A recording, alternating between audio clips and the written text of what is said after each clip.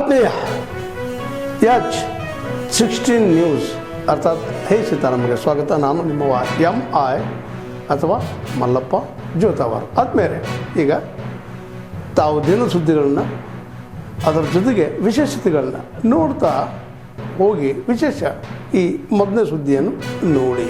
ನಾನು ಕೂಡ few houses visit ಮಾಡಿದ್ದೆ. ಅದು ರೌಡಿ ಶೀಟರ್ಸು ಹೌಸಸ್ನ ವಿಸಿಟ್ ಮಾಡಿದ್ದೆ. ಇದು ಒಂದು ಗುಂಡಮ್ಮ ಕ್ಯಾಂಪ್ ನಮ್ಗೆ ಯಾವುದೇ ಥರದ್ದು ಏನು ಚೆಕ್ ಮಾಡಿದಾಗ ಎಲ್ಲರೂ ನಾರ್ಮಲ್ ಲೈಫ್ ಅವ್ರು ಏನೇನು ಆ್ಯಕ್ಟಿವಿಟೀಸ್ ಮಾಡ್ತಾಯಿದ್ದಾರೆ, ಅವರು ಮನೆ ಸರ್ಚ್ ಮಾಡಿದಾಗ ಏನಾದರೂ ಇನ್ಕ್ರಿಮಿನೇಟಿಂಗ್ ಆಬ್ಜೆಕ್ಟ್ಸ್ ಏನಾದ್ರು ಸಿಗುತ್ತೆ ಅಂತ ಎಲ್ಲ ಸರ್ಚ್ ಮಾಡಿದ್ವಿ. ಯಾವುದೇ ಥರದ್ದು ಏನೂ ನಮಗೆ ಇನ್ಕ್ರಿಮಿನೇಟಿಂಗ್ ಆಬ್ಜೆಕ್ಟ್ಸು ಅಥವಾ ಏನೂ ಸಿಕ್ಕಿಲ್ಲ ನಮಗೆ. ಒಬ್ಬರು ಮನೆಯಲ್ಲಿ ಗಂಗಾವತಿ ಟೌನಲ್ಲಿ ದುಡ್ಡು ಸಿಕ್ಕಿದೆ, ಸ್ವಲ್ಪ ಸುಮಾರು 3 ಲಕ್ಷದ ಮೇಲೆ ದುಡ್ಡು ಸಿಕ್ಕಿದೆ. ಸೊ ನಾವು ಅದನ್ನು ವೆರಿಫೈ ಮಾಡ್ತಾಯಿದ್ವಿ, ಅವ್ರ ಡಾಕ್ಯುಮೆಂಟ್ಸ್ ಎಲ್ಲ ತೊಗೊಂಡು. ಇದು ಒಂದು ಬಿಟ್ಟರೆ ಬೇರೆ ಥರದ್ದು ಯಾವುದೂ ನಮಗೆ ಇನ್ಕ್ರಿಮಿನೇಟಿಂಗ್ ಆಬ್ಜೆಕ್ಟ್ಸ್ ಸಿಕ್ಕಿಲ್ಲ. ಇದು ಒಂದು ಎಕ್ಸೈಸು ಮಾನ್ಯ ನಮ್ಮ DG ಆ್ಯಂಡ್ IGP ಸಾಹೇಬರು ಆ್ಯಂಟಿ ರೌಡಿ ಸ್ಕ್ವಾಡ್ಸ್ ಮಾಡಬೇಕು ಅಂಥೇಳಿ ಎಲ್ಲ ತಾಲೂಕುಗಳಲ್ಲಿ ಮತ್ತು ಸರ್ಕಲ್ ಲೆವೆಲಲ್ಲಿ ಮಾಡಬೇಕು ಅಂತೇಳಿ ಮಾಡಿದ ಮೇರೆಗೆ ನಮ್ಮ ಜಿಲ್ಲೆಯಲ್ಲೂ ಕೂಡ ನಾವು ಒಂದು ಇನ್ಸ್ಪೆಕ್ಟರ್ಸ್ ಹೆಡೆಡ್ ಬೈ ಅವರು ಸರ್ಕಲಲ್ಲಿ ಒಂದು ಇನ್ಸ್ಪೆಕ್ಟರ್ಸು ಮತ್ತು ಟೀಮು, PI ಸ್ಟೇಷನಲ್ಲಿ ಇನ್ಸ್ಪೆಕ್ಟರ್ಸು ಟೀಮು ಮತ್ತು ಯಾವುದಕ್ಕೆ DSPಗಳು ಮಾನಿಟರ್ ಮಾಡಿ ಅಡಿಷನಲ್ SP ನಾವು ಕೂಡ ಈ ಥರ ಫೋರ್ಟ್ನೈಟ್ಲಿ ಮಾನಿಟರ್ ಮಾಡಬೇಕು. ಅವ್ರ ಆ್ಯಕ್ಟಿವಿಟೀಸು, ಅವರಿಗೆ ಟ್ರಯಲಲ್ಲಿದ್ದಂಥ ಕೇಸಸ್ಗಳು ಅವರು ಕರೆಕ್ಟಾಗಿ ಅಟೆಂಡ್ ಮಾಡ್ತಾ ಇದ್ದಾರಿಲ್ಲ, ವಾರೆಂಟ್ಸ್ಗಳು ಎಕ್ಸಿಕ್ಯೂಟ್ ಆಗ್ತಾ ಇದ್ದಾವಿಲ್ಲ, ಅವರು ಆ್ಯಕ್ಟಿವಿಟೀಸ್ ಬಗ್ಗೆ ನಿಗಾ ಇಡೋಕ್ಕೆ ನಾವು ಇದು ಆ್ಯಂಟಿ ರೌಡಿ ಸ್ಕ್ವಾಡ್ ಮಾಡಿದ್ವಿ. ಅದರ ಚಾಲನೆ ಪ್ರಯುಕ್ತ ನಾವು ಇದು ಅಟ್ ಎ ಟೈಮ್ ಜಿಲ್ಲೆಯಲ್ಲಿ 68 ಜನಕ್ಕೆ ನಾವು ಚೆಕ್ ಮಾಡಿದ್ದೀವಿ. 33 ತಂಡಗಳನ್ನು ಮಾಡಿ ಅಟ್ ಎ ಟೈಮ್ ನಾವು ಚೆಕ್ ಮಾಡಿದ್ದೀವಿ. ಬೇಸಿಕಲಿ IG ಸಾಹೇಬರು ಮೊನ್ನೆ DG ಸಾಹೇಬರು ಇದು ಮಾನಿಟರ್ ಮಾಡ್ತಾ ಇದ್ದಾರೆ. ಯಾವುದೇ ಥರದ್ದು ಝೀರೋ ಟಾಲರೆನ್ಸ್ ಫಾರ್ ಯಾವುದೇ ಥರದ್ದು ರೌಡಿ ಆ್ಯಕ್ಟಿವಿಟೀಸ್ ಆಗಲಿ, ರೌಡಿಸಮ್ ಟಾಲರೇಟ್ ಮಾಡೋದಿಲ್ಲ ಉದ್ದೇಶಪೂರ್ವಕ ಎಲ್ಲ ಸ್ಟೇಟ್ ಮೆಸೇಜ್ ಹೋಗಲಿ ಅಂಥೇಳಿ ಈ ಪ್ರಯುಕ್ತ ನಾವು ಇವತ್ತು ಎಕ್ಸೈಸ್ ಮಾಡಿದ್ದೀವಿ. ಧನ್ಯವಾದ. ಸರ್ಕಾರಿ ಭೂಮಿ ಕಬಳಿಸಿಕೊಂಡು ಅಲ್ಲಿರ್ತಕ್ಕಂಥ ಒಂದು ಖಾಸಗಿ ವ್ಯಕ್ತಿಗಳು ಬಿಲ್ಡಿಂಗ್ ನಿರ್ಮಾಣ ಮಾಡಿದ್ದಾರೆ, ಒಂದು ಕಮರ್ಷಿಯಲ್ ವಾಣಿಜ್ಯ ಮಳಿಗೆ ನಿರ್ಮಾಣ ಮಾಡ್ತಾರೆ. ಇದಕ್ಕೆ ಸಂಬಂಧಪಟ್ಟಂತೆ ನಾವು ಪಟ್ಟಣ ಪಂಚಾಯಿತಿ ಮುಖ್ಯಾಧಿಕಾರಿ ಇರ್ಬೋದು, ಸಹಾಯಕ ಕಾರ್ಯನಿರ್ವಾಹಕ ಇಂಜಿನಿಯರ್ ಕುಷ್ಟಗಿ ಇವರಿಗಿರ್ಬೋದು, ಮಾನ್ಯ ಯೋಜನಾ ನಿರ್ದೇಶಕರು ಹಾಗೂ ನಗರಾಭಿವೃದ್ಧಿ ಕೋಶ ಕೊಪ್ಪಳ ಜಿಲ್ಲೆ ಇವರಿಗಿರ್ಬೋದು, ಆನಂತರ ಜಿಲ್ಲಾಧಿಕಾರಿಗಳು ಕೊಪ್ಪಳ ಇವರಿಗಿರ್ಬೋದು, ಸಂಬಂಧಪಟ್ಟಂತಹ ಎಲ್ಲ ಅಧಿಕಾರಿಗಳಿಗೂ ದೂರು ಕೊಟ್ಟರೂ ಕೂಡ ಯಾವುದೇ ಕ್ರಮವನ್ನು ಕೈಗೊಂಡಿಲ್ಲ. ನೋಡ್ರಿ, ಪರಮ ಪೂಜ್ಯ ಕನಕದಾಸರ ಪುತ್ಥಳಿಯ ಪಕ್ಕದಲ್ಲಿಯೇ ಬಸ್ ಸ್ಟ್ಯಾಂಡ್ ಸಮೀಪನೇ ಒಂದು ಅಕ್ರಮ ಮಳಿಗೆ, ಅಂದರೆ ಯಾವುದೇ ರೀತಿಯ ಬಿಲ್ಡಿಂಗ್ ಕನ್ಸ್ಟ್ರಕ್ಷನ್ ಪ್ಲಾನ್ ಇಲ್ಲದೆ ಬಿಲ್ಡಿಂಗ್ ನಿರ್ಮಾಣವಾಗುತ್ತಿರುವ ಬಗ್ಗೆ ನಾವು ಸಂಬಂಧಪಟ್ಟ ಎಲ್ಲ ಅಧಿಕಾರಿಗಳ ಗಮನಕ್ಕೆ ತಂದರೂ ಕೂಡ ಯಾವುದೇ ಅಧಿಕಾರಿ ಕ್ರಮ ಕೈಗೊಳ್ಳೋದರ ವಿರುದ್ಧ ನಮ್ಮ ಈ ಒಂದು ಹೋರಾಟ ಅಂತ ಹೇಳ್ಬೋದು. ಸರ್ ನೋಡ್ರಿ, ತಾವರಗೆರೆ ಪಟ್ಟಣ ಪಂಚಾಯಿತಿ ಮುಖ್ಯಾಧಿಕಾರಿ ಅವ್ರ ವಿರುದ್ಧ ಇರಬಹುದು, ಆನಂತರ ಸಂಬಂಧಪಟ್ಟ ಅಧಿಕಾರಿಗಳ ವಿರುದ್ಧ ಇರಬಹುದು. ಬಿಲ್ಡಿಂಗ್ ಈಗ ನೋಡ್ರಿ, ಸದ್ಯಕ್ಕೆ ಅವರು ನಾವು ಕೊಟ್ಟಂತ ಕಂಪ್ಲೇಂಟ್ ಪ್ರಕಾರ ತಾವರಗೆರೆ ಪಟ್ಟಣ ಪಂಚಾಯತ್ನ 12ನೇ ವಾರ್ಡ್ನ ಸದಸ್ಯರಾದ ಶ್ರೀ ಸೈಯದ್ ಶಫೀಮುಲ್ಲಾ ಮೈನುದ್ದೀನ್ ಸಾಬ್ ಮುಲ್ಲಾ ಇವರಿಗೆ ಸಂಬಂಧಪಟ್ಟಿದ್ದು ಅನ್ನೋದು ನಮ್ಮ ಗಮನಕ್ಕೆ ಬಂದಂತಹ ಮಾಹಿತಿ. ಒಂದು ಪರಮ ಪೂಜ್ಯ ಕನಕದಾಸ ಪುತ್ಥಳಿಗೆ ಒಂದು ಬೆಲೆ ಇಲ್ವಾ? ಈ ಇಷ್ಟೊಂದು ಅಧಿಕಾರಿಗಳಿಗೆ ನಾವು ಒಂದು ವಕೀಲರೇ ಒಂದು ಅರ್ಜಿ ಕೊಟ್ಟರೆ ಇವರು ದೂರನ್ನು ಸ್ವೀಕರಿಸ್ತಾ ಇರೋ ಹೊರತು ದೂರಿಗೆ ಸಂಬಂಧಪಟ್ಟಂತೆ ಯಾವುದೇ ಕ್ರಮವನ್ನು ಇದುವರೆಗೂ ಕೈಗೊಂಡಿಲ್ಲ. ಈಗಾಗಲೇ ಬಿಲ್ಡಿಂಗು ಈ ಹಂತಕ್ಕೆ ಬಂದಿದೆ, ನಿಮಗೆಲ್ಲ ಕಾಣ್ತಾ ಇರಬಹುದಿಲ್ಲ. ಪರಮ ಪೂಜ್ಯರ ಪುತ್ಥಳಿ ಪಕ್ಕದಲ್ಲೇ ಇದೆ, ಹೌದಾ? ಎಲ್ಲ ಸಮುದಾಯದ ಪರಮ ಪೂಜ್ಯ ಇವರು ಯಾರು ಕನಕದಾಸ ಪುತ್ಥಳಿಯನ್ನ ಪೂಜಿಸ್ತಕ್ಕಂಥ ಪ್ರತಿಯೊಂದು ಸಮುದಾಯದವರ ಭಾವನೆಗಳಿಗೆ ಧಕ್ಕೆ ಮಾಡಿರ್ತಕ್ಕಂಥ ಅಧಿಕಾರಿಗಳ ವಿರುದ್ಧ ಸೂಕ್ತ ಕ್ರಮ ಕೈಗೊಳ್ಳಬೇಕಂತ ಹೇಳಿ ಮಾನ್ಯ ಜಿಲ್ಲಾಧಿಕಾರಿಗಳಿಗೆ ಒಂದು ದೂರನ್ನು ಸಲ್ಲಿಸ್ತೀನಿ ನಾನು. ಎಂದು 5ನೇ ತಾರೀಕು 6ನೇ ತಿಂಗಳು 2026 ಮಾನ್ಯ ಜಿಲ್ಲಾಧಿಕಾರಿಗಳಿಗೆ ಒಂದು ದೂರನ್ನು ಸಲ್ಲಿಸ್ತೀನಿ. ಅವರು ಕೂಡ ಜಿಲ್ಲಾಧಿಕಾರಿ ಕೂಡ ಸಲಹೆ. ಅಂದ್ರೆ ಇಲ್ಲಿ ವ್ಯವಸ್ಥೆ ಏನಾಗಿದೆ?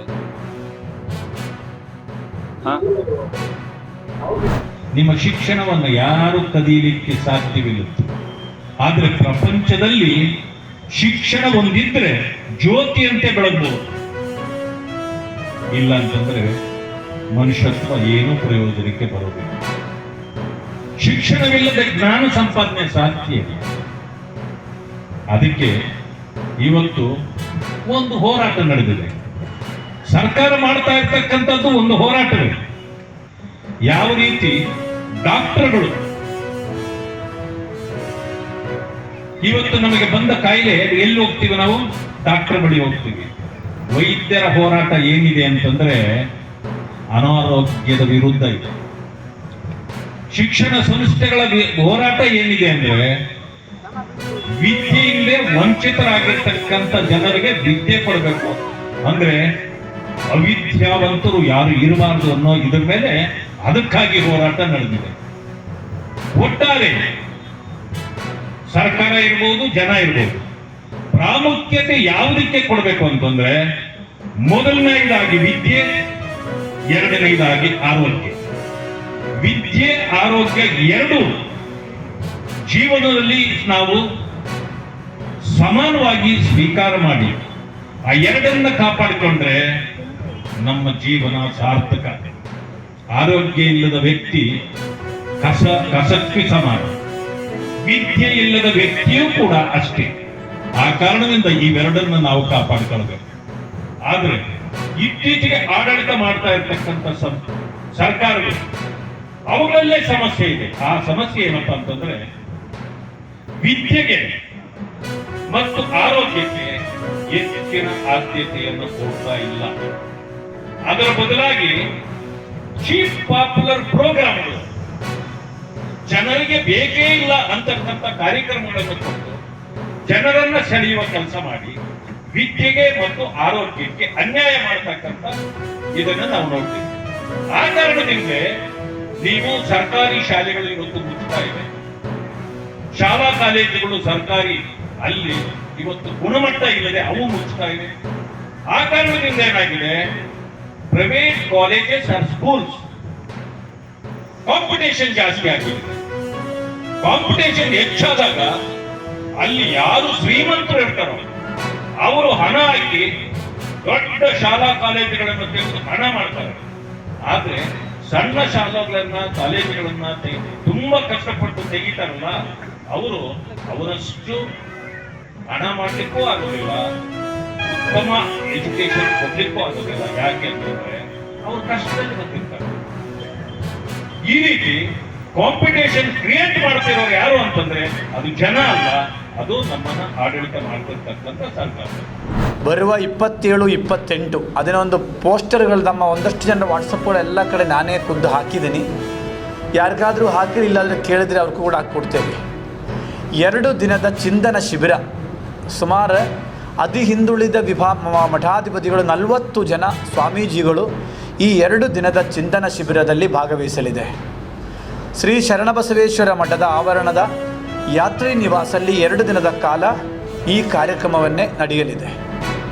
ಕಾರ್ಯಕ್ರಮದ ಉದ್ಘಾಟನೆಯನ್ನು ಮಾಜಿ ಸಚಿವರು, ಹಾಲಿ ಗಾಣಿಗರ ಸಮುದಾಯದ ಪೀಠದ ಜಗದ್ಗುರುಗಳು ಆದ ಸನ್ಮಾನ್ಯ ತೈಲೇಂದ್ರ ಜಗದ್ಗುರು ಪೀಠದ ಪೂರ್ಣಾನಂದಪುರಿ ಸ್ವಾಮೀಜಿ ಅವರ ಹಳೆ ಹೆಸರು ತಾವು ಕೇಳಿರ್ಬೋದು, ವಿಜಯ ಪುಟ್ಟಸ್ವಾಮಿ ಅಂತ ಹೇಳಿ ಅವರ ಮಿನಿಸ್ಟರ್ ಆಗಿದ್ದರು, ಯಡಿಯೂರಪ್ಪನ ಸಚಿವರೆಲ್ಲ ಮಿನಿಸ್ಟರ್ ಆಗಿದ್ದರು, 2 ಸಲ MLC ಆಗಿದ್ದರು. ಅವರು ಈ ಕಾರ್ಯಕ್ರಮವನ್ನು ಉದ್ಘಾಟನೆ ಮಾಡ್ತಾರೆ. ಕಾರಣ ಏನು ಅಂದರೆ ಭಾಳಷ್ಟು ಹಿಂದುಳಿದ ವರ್ಗಗಳಿಗೆ ಆಗಿರತಕ್ಕಂಥ ಅನ್ಯಾಯಗಳ ಬಗ್ಗೆ ಅವ್ರಿಗೆ ಭಾಳಷ್ಟು ಸಂಪೂರ್ಣ ಮಾಹಿತಿ ಅವ್ರಿಗಿದೆ. ಆದ್ದರಿಂದ ನಾವು ಅವರನ್ನು ಈ ಕಾರ್ಯಕ್ರಮ ಉದ್ಘಾಟನೆಗೆ ಕರೆದಿದ್ದೀವಿ. ಅತಿ ಹಿಂದುಳಿದ ಮಠಾಧೀಶರ ಮಹಾಸಭೆಯನ್ನು ರಾಜ್ಯದಲ್ಲಿ ಪ್ರಾರಂಭವಾಗಿ ಈಗಾಗಲೇ 4ನೇ ವರ್ಷದಲ್ಲಿ ಸ್ಟಾರ್ಟ್ ಆಗಿದೆ. ಯಾಕೆ ಅತಿ ಹಿಂದುಳಿದ ಮಠಾಧೀಶರ ಮಹಾಸಭೆಯನ್ನೇ ಪ್ರಾರಂಭ ಮಾಡಿದ ಉದ್ದೇಶವೇನು? ಈ ರಾಜ್ಯದಲ್ಲಿ ಒಂದು ಹಿಂದುಳಿದ ಒಕ್ಕೂಟ ಇದೆ, ಆದರೆ ಆ ಹಿಂದುಳಿದ ಒಕ್ಕೂಟದಲ್ಲಿ ಕೇವಲ ಹಿಂದುಳಿದ ವರ್ಗವಾಗಿ ಗುರುತಿಸಿಕೊಂಡಿರತಕ್ಕಂಥದ್ದು 4, 5, 6 ಜನ ಸ್ವಾಮೀಜಿಗಳು. 2ನೇ ಹಂತದಲ್ಲಿರತಕ್ಕಂಥ ಸ್ವಾಮೀಜಿಗಳಿಗೆ ಅವರ ಮಠವನ್ನೇ ಬೆಳೆಸೋದಾಗಲಿ, ಮಠವನ್ನೇ ಕಟ್ಟೋದಾಗಲಿ, ಅವರ ಸಮಾಜವನ್ನೇ ಮೇಲೆ ಎತ್ತೋದಾಗಲಿ ಯಾವುದಕ್ಕೂ ಕೂಡ ಅವಕಾಶವನ್ನು ಒದಗಿ ಬಂದಿರಲಿಲ್ಲ. ಹಾಗಾಗಿ ನಾವೆಲ್ಲರೂ ಕೂಡ ಚಿಂತನೆ ಮಾಡಿ ಅತಿ ಹಿಂದುಳಿದ ಮಠಾಧೀಶರ ಮಹಾಸಭೆಯನ್ನೇ ಪ್ರಾರಂಭ ಮಾಡಿದ್ದೀವಿ. ಈಗಾಗಲೇ ಹಲವಾರು ಹೋರಾಟ ಕೂಡ ನಾವು ಕೈ ಎತ್ತಿಕೊಂಡಿದ್ದೀವಿ. ಇವತ್ತು ನಮಗೆಲ್ಲ ಗೊತ್ತಿರುವ ಹಾಗೆ ಕೇವಲ ರಾಜ್ಯ ಸರ್ಕಾರಗಳಲ್ಲಿ ಬಜೆಟ್ಗಳನ್ನೇ ಮಂಡನೆ ಮಾಡುವ ಸಂದರ್ಭದಲ್ಲಿ ರಾಜ್ಯದ ದೊಡ್ಡ ದೊಡ್ಡ ಮಠಗಳಿಗೆ ಹಣವನ್ನು ಕೊಡ್ತಾರೆ, ಎಲ್ಲ ರೀತಿ ಫೆಸಿಲಿಟಿ ಕೊಡ್ತಾರೆ. ಇವತ್ತು ಸಣ್ಣ ಸಣ್ಣ ಮಠಗಳಿಗೆ ಯಾವುದೋ ರೀತಿಯಲ್ಲಿ ಫೆಸಿಲಿಟಿಗಳು ಇಲ್ಲ ಅಂತಕ್ಕಂಥದ್ದು ನಮಗೆಲ್ಲ ಗೊತ್ತಿರತಕ್ಕ. ತಾವೆಲ್ಲ ಇಲ್ಲಿವರೆಗೆ ಸುದ್ದಿಗಳನ್ನು ನೋಡಿದಿರಿ. ಜೊತೆಗೆ ವಿಶೇಷ ಘಟನೆಗಳನ್ನು ಸಹ ನೋಡಿದಿರಿ. ಅದು ನಿಮಗೇನು ಅನ್ನಿಸ್ತು? ನಿಮಗೆ ಲೈಕ್ ಮಾಡಿರಿ, ಶೇರ್ ಮಾಡಿರಿ, ಕಾಮೆಂಟ್ ಮಾಡಿರಿ, ಜೊತೆಗೆ ಸಬ್ಸ್ಕ್ರೈಬ್ ನಿಲ್ಲಿಸ್ಬಿಡ್ರಿ. H16 ನ್ಯೂಸ್ ಅರ್ಥಾತ್ ಸಿದ್ದರಾಮಯ್ಯ ಸತ್ಯದ ಕೈಗೊಂಡು ವಂದನೆಗಳು.